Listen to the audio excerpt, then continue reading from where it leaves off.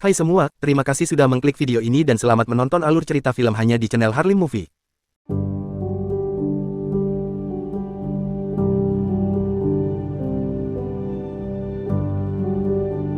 Kisah ini dimulai ketika alarm di ponsel bergema di dalam ruangan, membangunkan seorang gadis kecil. Gadis itu kemudian membangunkan neneknya yang tidur di sebelahnya, namun usahanya sia-sia. Neneknya tidak bangun lagi. Di sisi lain, ada seorang pria yang sedang duduk di kursi pengemudi mobil dan dia sedang marah melalui telepon. Pria berambut hampir botak itu kemudian memutus sambungan teleponnya dan keluar dari mobilnya. Kemudian, dia mengambil papan ucapan berhias bunga dari bagasi dan meletakkannya di gang. Dia kemudian berjalan menyusuri gang yang berkelok-kelok dan masuk ke dalam sebuah rumah. Di sana, ia langsung meminta handuk dan air hangat kepada seorang pria berkacamata. Lalu, ia menyekat tubuh sang nenek dengan handuk dan air hangat yang telah disiapkan. Tanpa disadari, seorang gadis kecil telah memperhatikan neneknya sejak tadi. Dia melihat pria itu menyentuh neneknya yang masih tertidur. Dia kemudian keluar dari persembunyiannya dan memukul pria itu dengan tongkat. Pria itu kemudian membawa anak itu pergi dan menempatkannya di sebuah kamar dan menguncinya di sana agar dia tidak membuat keributan. Kemudian, pria tersebut terus merawat nenek yang telah meninggal dunia. Prosesnya selesai, keluarga sang nenek masuk ke dalam kamar, sedangkan kedua pria itu keluar. Menantu perempuan sang nenek memeriksa ibu mertuanya dan dia tidak menemukan cincin ibu mertuanya. Dia kemudian memanggil kedua pria yang merupakan petugas pemakaman itu, dan menggeledah mereka berdua. Para pria tersebut tersinggung, lalu membuktikan bahwa mereka tidak mengambil apapun. Mereka bahkan melepas bajunya dan hanya menyisakan celananya saja. Setelah itu, wanita tersebut melarikan diri. Jenazah sang nenek tadi dimasukkan ke dalam peti mati dan kini diangkat ke dalam mobil van yang diparkir di depan gang. Nama gadis kecil ini adalah Wu Xiaowen, dan dia masih dikurung. Dia kemudian diberitahu oleh sepupunya bahwa neneknya ada di dalam peti. Maka dengan nekatnya, anak tersebut langsung memaksa keluar melalui jendela dan langsung mengejar mobil van yang membawa neneknya. Usai membawa jenazah menuju tempat kremasi, mobil berhenti di depan sebuah rumah yang terdapat papan tanda upacara pemakaman. Mo San Mei, pria botak, memasuki rumah dan menerima buah persik dari temannya. Dia duduk kembali dan memeriksa ponselnya. Ia kaget saat pacarnya mengakhiri hubungan lewat chat. Kemudian, dia bangkit dari tempat duduknya dan pergi dengan tergesa-gesa. San sedang ngebut saat mengemudikan mobilnya, dan tanpa sengaja melihat gadis kecil, Xiaowen. Anak itu menanyakan sesuatu kepada tukang sapu jalan. San mengabaikan anak ini dan pergi ke toko pakaian yang masih tutup. Dia menggedor pintu sampai seorang wanita keluar dari sana. Awalnya, wanita itu tidak mau membukakan pintu untuk San. Tapi karena laki-laki itu berisik, dia membuka pintu. San segera mengangkat wanita ini dan membaringkannya di tempat tidur. Ternyata wanita itu adalah pacar San. Kemudian, seorang pria lain keluar dari kamar mandi dan San langsung mengajak pria tersebut untuk berduel.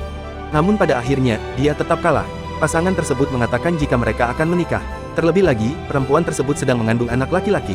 Wanita itu juga menjelaskan bahwa San tidak bisa menjadi ayah yang baik, jadi dia memutuskan untuk putus dengannya. Dan San pun akhirnya meninggalkan mereka dengan marah. Saat kembali ke rumahnya, San diikuti oleh gadis kecil tadi dan dia menanyakan keberadaan neneknya. San tidak memperdulikan anak itu, tapi dia nekat menerobos masuk ke rumah San, padahal pamannya sudah memintanya pulang. San kemudian dengan paksa membawa gadis itu, Xiaowen, dan membawanya keluar rumah. Saat San sedang merokok di depan rumahnya, salah satu tetangganya mendekatinya dan memintanya untuk bergabung dalam bisnis pernikahannya. San menolak ajakan itu dengan kasar. Dan ketika tetangganya pergi, San melihat papan nama usaha jasa pemakamannya sudah usang, sedangkan papan nama jasa wedding organizer milik tetangganya masih bagus. Hujan turun di malam hari. San melihat pemandangan malam dari jendela rumahnya dan asyik merokok. Dua teman San mengetahui bahwa San sedang memikirkan masalahnya. Saat mereka berdua mengungkit masalah San, dia merasa tidak nyaman dan tidak menyukainya karena terdengar seperti mereka mengejeknya. Di tengah perdebatan mereka, tiba-tiba Xiaowen datang kembali dengan basah kuyup dan terus menanyakan keberadaan neneknya kepada San. Kemudian, paman Xiaowen datang lagi. Xiaowen rupanya melarikan diri saat hendak diminta pergi. Paman Xiaowen bingung karena gadis itu tidak mau pergi. Lalu, tiba-tiba sang paman punya ide untuk mempercayakan Xiaowen pada San. Awalnya, San menolak, namun teman San yang berkacamata langsung menerima tawaran tersebut saat paman Xiaowen memberikan uang untuk mereka. Mereka akan menjaga Xiaowen selama 3 hari. Dan setelah itu, Xiaowen langsung dibantu oleh teman wanita San. Dia mengeringkan tubuh Xiaowen dan mengganti pakaian pemberian pamannya. Xiaowen kemudian makan mie dan meminta bawang putih, karena itu adalah kebiasaannya makan bersama neneknya. Xiaowen secara tidak sengaja menjatuhkan mie-nya saat makan, lalu dia segera mengambilnya. San yang melihat itu kemudian menegur Xiaowen karena makanannya kotor. Namun Xiaowen kembali berkata tidak apa-apa, karena Xiaowen teringat akan perkataan neneknya. Setelah makan, Xiaowen mengajak San untuk bermain dan dia sering bermain game tersebut bersama neneknya. Sebelum bermain, San melirik cincin emas di dekat Xiaowen dan meminta cincin itu menjadi benda taruhan. San juga mengatakan bahwa dirinya dituduh mencuri cincin tersebut, padahal yang mengambilnya adalah Xiaowen. Lalu, Xiaowen beralasan bahwa dia mengambil cincin itu agar keluarganya yang lain tidak mengambilnya. Mereka berempat kemudian bermain bersama. Meski melawan anak-anak, tapi 3 orang dewasa ini kalah. Saat tidur, San terbangun karena air menetes dari tempat tidur di atasnya. Tiba-tiba San menggerutu pada Xiaowen yang sedang tidur dengan temannya, dan ternyata Xiaowen pipis di celana karena takut ke kamar mandi karena di kamar mandi ada boneka seram. San segera mengambil selimut yang digunakan Xiaowen dan segera memasukkannya ke dalam mesin cuci. Kemudian, San mengambil kedua boneka itu dan menunjukkannya pada Xiaowen. Dan setelah itu, teman San meminta Xiaowen untuk kembali tidur di tempat tidur San, sedangkan San memilih tidur di kursi. Pagi harinya San terbangun karena ada telepon dari ayahnya. Ia disuruh menemui ayahnya sambil membawa buku tipis berwarna merah. San kemudian mencari buku itu di kasur, dan dia ingat bahwa dia memasukkan semuanya ke dalam mesin cuci tadi malam. Akhirnya, San harus menunda 1 bulan lagi untuk menerima secara sah rumah tersebut dari ayahnya, karena tulisan di buku tersebut telah hilang. Menurut San, semua itu terlalu rumit bagi seorang ayah yang akan memberikan rumah kepada putranya. Namun San malah dipukul dengan tongkat oleh ayahnya karena tidak sabar. Karena itu, ayah San jadi curiga San punya rencana lain jika ia memberikan rumah kepada San. Sang ayah memberitahu San bahwa dia selalu mengawasinya. Sesaat kemudian, San mendapat telepon dari temannya yang menyuruhnya pergi ke rumah sakit untuk mengambil jenazahnya. Tapi San tidak mau, karena dia sudah muak dan akan menutup usahanya. Namun tentu saja ayah San marah, sehingga San segera lari menghampiri temannya. San kini duduk di ruang tunggu rumah sakit, namun Xiaowen kemudian datang dan mengganggunya. Gadis kecil itu terus menanyakan neneknya. San kemudian bertemu dengan temannya yang sedang menggendong seseorang yang baru saja meninggal. Temannya kemudian menghampiri San dan mengatakan bahwa ada seorang gadis kecil yang baru saja meninggal. Seketika, San menatap Xiaowen. Lalu San berkata bahwa dia akan mengajak Xiaowen menemui neneknya, dengan syarat Xiaowen harus menurutinya. San kemudian membawa Xiaowen ke ruang pemakaman, tempat anak yang baru saja meninggal itu berada. San menyampaikan belasungkawa, lalu menawarkan layanan pemakamannya. San juga mengatakan bahwa ia menyesal, karena ia juga memiliki seorang putri, Xiaowen. Setelah mendapatkan surat kontrak, San mengambil foto surat tersebut dan mengirimkannya kepada ayahnya. Kini, mereka sudah berada di rumah duka. San menyuruh Xiaowen untuk tetap di dalam mobil. Awalnya, gadis kecil ini menuruti perkataan San dan hanya berdiam diri di sana. Kemudian, dia melihat peti mati tersebut, dan tiba-tiba teringat sepupunya yang mengatakan bahwa nenek mereka ada di dalam sana. Kemudian, Xiaowen mengejar peti mati itu dan memasuki gedung. Xiaowen membuat kerusuhan di pemakaman orang lain, dan pihak keluarga marah karena ada anak di rumah duka. Gara-gara kejadian itu, San mendapat teguran dari petugas di sana. Bahkan San diancam agar tidak pergi ke tempat itu lagi. San kemudian mendatangi Xiaowen di dalam mobil dan memarahinya. Xiaowen awalnya marah dan menusukkan tongkatnya ke San. Namun San malah menyuruhnya untuk menikamnya. Kemudian, dia sejajar dengan tinggi badan Xiaowen dan menunjuk ke cerobong asap di bagian atas gedung. San memberitahu gadis kecil itu bahwa neneknya telah hilang dan pergi ke surga. Xiaowen yang mulai memahami hal tersebut pun menangis, karena ternyata neneknya telah meninggalkannya untuk selama-lamanya. Teman perempuan San segera menghibur Xiaowen yang menangis. Teman San yang berkacamata juga memberitahu Xiaowen bahwa neneknya kini telah pergi ke surga. San juga mengatakan bahwa nenek Xiaowen telah menjadi bintang di langit. Kemudian, pot kotak berwarna merah muda pesanan San datang, dan kotak tersebut akan digunakan oleh klien San besok. Saat tidur, San terjatuh dari tempat tidurnya karena dia tidur dengan temannya. Dia kemudian secara tidak sengaja melihat Xiaowen duduk di luar sambil memandang ke langit dan memandangi bintang-bintang. San tidak peduli dan kembali tidur di kursi. Di pagi hari, San terkejut ketika Xiaowen mencoret-coret kotak kliennya.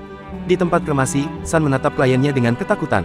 Dia kemudian menoleh ke temannya dan bertanya tentang kotak tersebut. Teman San telah mencoba berbagai cara, namun tidak berhasil. San kemudian menutup kotak itu dengan kain hitam. San mencoba meminta maaf dan menjauhkan kotak itu dari tangan kliennya. Namun kliennya tidak sabar, jadi dia mengambil kotak itu dari San dengan paksa. Klien San mematung ketika dia melihat kotak merah muda yang ada coretannya. Pasangan suami istri itu kemudian membungkuk kepada San dan mengatakan bahwa putri mereka dulu suka sekali menggambar. Sang istri kemudian menghampiri Xiaowen untuk mengikat rambutnya. Klien sebenarnya sangat berterima kasih kepada San. Saat San dan yang lainnya di rumah, mereka makan camilan bersama. Teman San yang berkacamata mengatakan bahwa Xiaowen tidak terlalu menyebalkan. San melihat Xiaowen yang menjatuhkan camilannya dan memakannya lagi. San menegur anak itu, lalu dia membuka toples dan mengambil makanan ringan itu dan memberikannya pada Xiaowen. San pun memakannya, namun ternyata yang ada di dalam toples tersebut bukanlah makanan. Tapi San melihat Xiaowen sudah menelannya. San akhirnya mengangkat Xiaowen dan membawanya ke rumah sakit. Xiaowen kemudian diperiksa oleh dokter dan untungnya, dia diperbolehkan pulang. Saat di rumah, Xiaowen keluar dari kamar mandi. Ketiga orang dewasa ini langsung masuk ke kamar mandi dan mencari bola yang ditelan Xiaowen. Dan akhirnya mereka menemukannya dan itu berarti kondisi Xiaowen kini baik-baik saja. Setelah itu, San mendapat telepon dari paman Xiaowen. Kemudian, San dan teman-temannya pergi menemui paman Xiaowen yang telah kembali ke rumah. Ketika dia hendak menyerahkan Xiaowen, pamannya bertengkar dengan istrinya. Wanita ini tidak mau mengurus Xiaowen dan malah mengeluh bahwa suaminya lebih mementingkan anak orang lain daripada anaknya sendiri. Xiaowen kemudian mengejar San dan teman-temannya yang hendak pulang.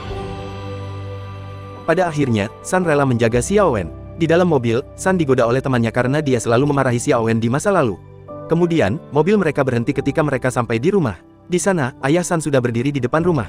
Saat San keluar dari mobil, dia langsung dipukul oleh ayahnya. Ternyata ayahnya sangat marah saat mengetahui San mengasuh seorang gadis kecil. Ketika ayah San hendak memukul San lagi, Xiaowen tiba-tiba menyuruhnya berhenti. Sebelum pergi, ayah San mengancam akan mengusir San. Gara-gara kejadian itu, San tidak bisa tidur. Dia kemudian pergi ke sofa dan bermain di ponselnya. Dia kaget saat melihat undangan pernikahan dari mantannya. Dan tak lama kemudian, San terjatuh dari kursinya. Xiao Wen yang rupanya belum tidur melihat kejadian itu dan hanya menertawai San secara diam-diam. Keesokan paginya, San terbangun dan Xiao Wen memukul wajahnya. Anak itu kemudian meminta nomor ponsel San yang kemudian ia catat di smartwatch yang dipakainya. Lalu tiba-tiba, Xiao Wen mengirimkan foto San saat dia terjatuh tadi malam. San melihat foto dirinya, dan Xiao Wen malah tersenyum. Pagi ini mereka sarapan di luar.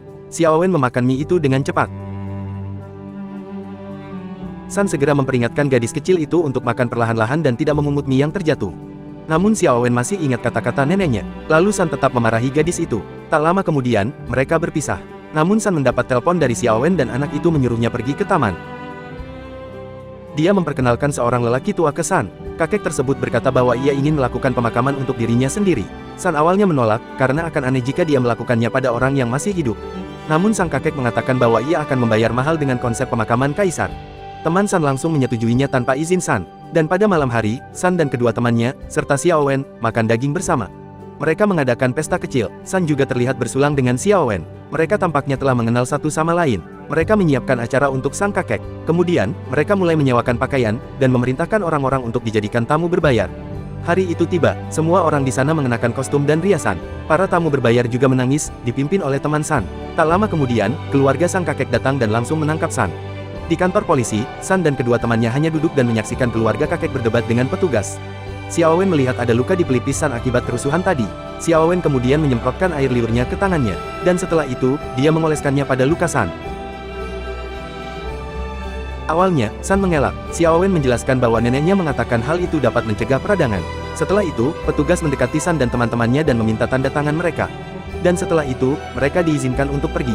Saat menuruni tangga, San bertemu dengan sang kakek. Sang kakek mengatakan bahwa ia sengaja membelanjakan uangnya agar keluarganya tidak berebut. Kakek itu juga berkata, jika dia mengenal nenek Xiao Wen. Dia berterima kasih kepada San atas nama nenek Xiao Wen. Sesampainya di rumah, San dikejutkan dengan tindakan ayahnya yang menghancurkan segalanya. Sang ayah memecahkan jendela dan marah kepada putranya karena melakukan pemakaman untuk orang yang masih hidup. Sekali lagi, Xiao Wen membela San dan memberitahu ayah San bahwa itu adalah kesalahannya. Lalu, San tiba-tiba mencurahkan isi hatinya yang selama ini dianggap salah oleh ayahnya. Karena itu, kakak perempuan San menamparkan San dan langsung meminta ayahnya meninggalkan San yang matanya berkaca-kaca. Di malam hari, San memperbaiki tongkat Xiao Wen yang patah. Xiao Wen kemudian menangis. San bingung dan bertanya pada gadis itu kenapa dia menangis. Xiao Wen mengatakan dia sedih karena dia selalu menyebabkan masalah bagi San. Mendengar hal tersebut, San menenangkan anak tersebut lalu menyuruhnya tidur, karena bintang akan datang ke dalam mimpinya sebagai neneknya. Xiao Wen pun meminta bantuan San untuk memperbaiki smartwatch miliknya yang rusak. San menerima jam persegi merah dari gadis itu, lalu menggambar jam di tangan gadis itu sebagai jam sementara. Di pagi hari, Xiao Wen melihat putra tetangganya yang seumuran dengannya. Anak laki-laki itu sedang membaca puisi dengan suara keras. San kemudian memanggil Xiao Wen untuk segera sarapan. Dan saat itu, San mengira sudah waktunya Xiao Wen mulai bersekolah. Saat San hendak mendaftarkan Xiao Wen ke sekolah, dia mendatangi paman Xiao Wen untuk membicarakan hal tersebut. San menanyai orang tua Xiao Wen, namun ternyata ibunya telah meninggal dunia. Sedangkan mereka belum mengetahui secara pasti siapa ayah Xiao Wen. Paman Xiao Wen berteriak kecewa. Pada akhirnya, San memutuskan bahwa dialah yang akan menyekolahkan Xiao Wen. Namun, Xiao Wen harus memiliki wali yang sudah menikah, sementara San masih lajang dan tidak memenuhi syarat untuk diadopsi.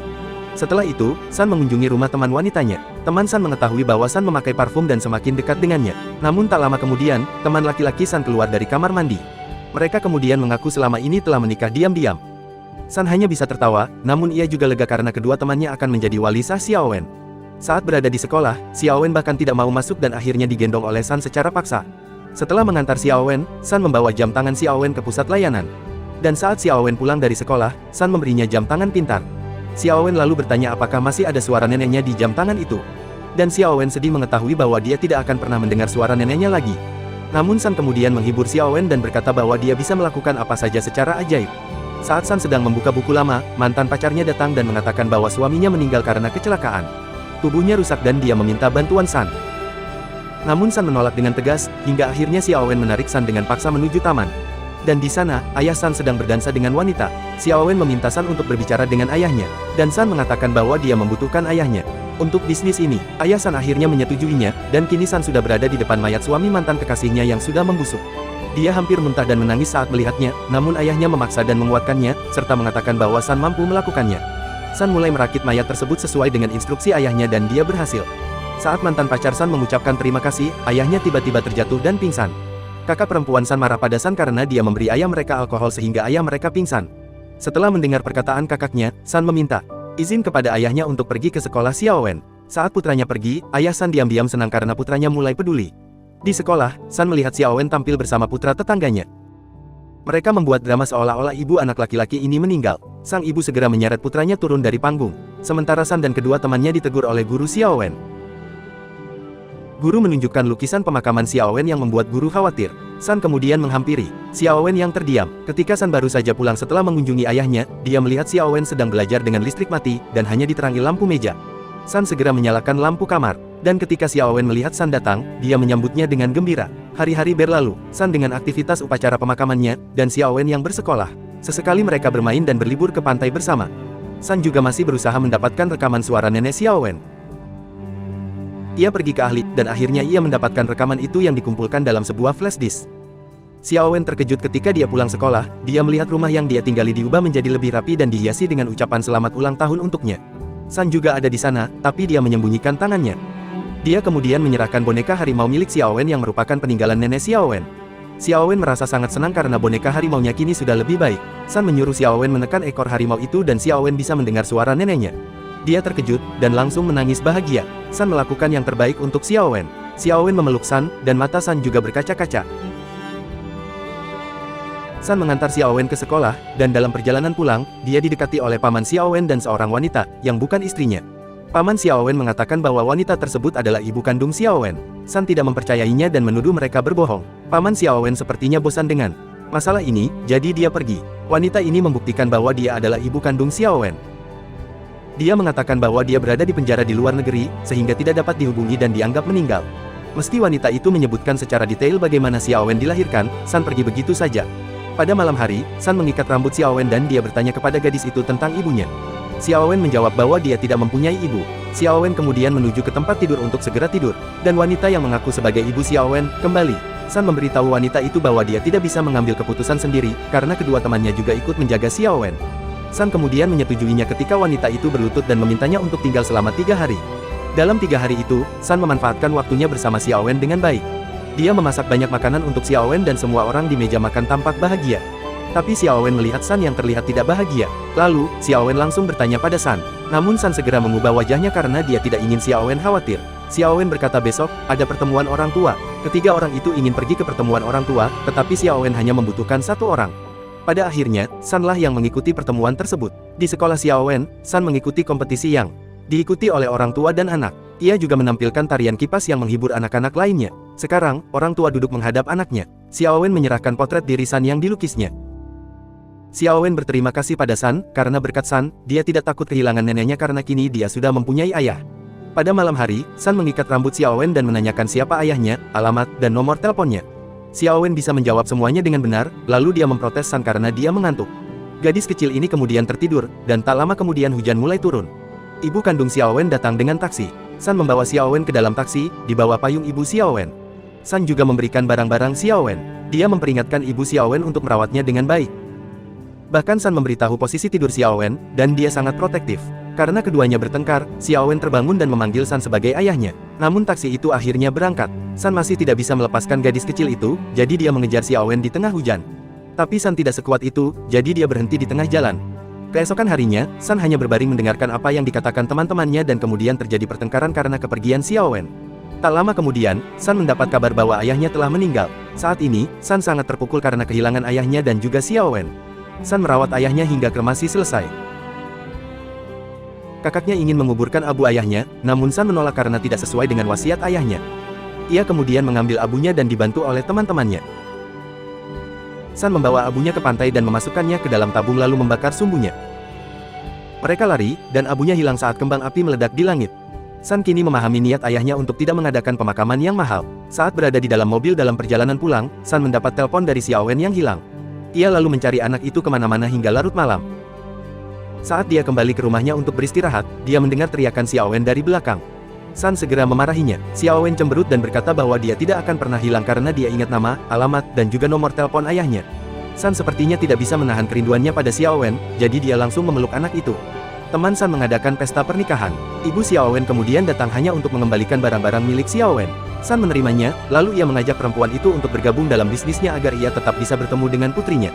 Dan pada malam hari, mereka semua duduk bersama di luar sambil menatap bintang-bintang di langit. Dan film pun selesai. Pesan yang bisa kita ambil dari film ini adalah, sayangilah selalu anak-anak kecil, karena bagaimanapun mereka hanyalah anak-anak yang butuh bimbingan dan kasih sayang, anak-anak yang akan selalu mengingat kasih sayang dari orang-orang terdekatnya dan akan membalas kasih sayang itu saat mereka sudah besar nanti. Saya narator alur cerita film channel Harlim Movie beserta seluruh kerabat kerja yang bertugas, mohon undur diri dari hadapan Anda, terus saksikan video kami dan jangan lupa berikan komentar di kolom komen, like, dan subscribe channel Harlim Movie ini juga ya agar kami semakin semangat untuk membuat konten. Terima kasih sudah menonton dan salam, Harlim Movie.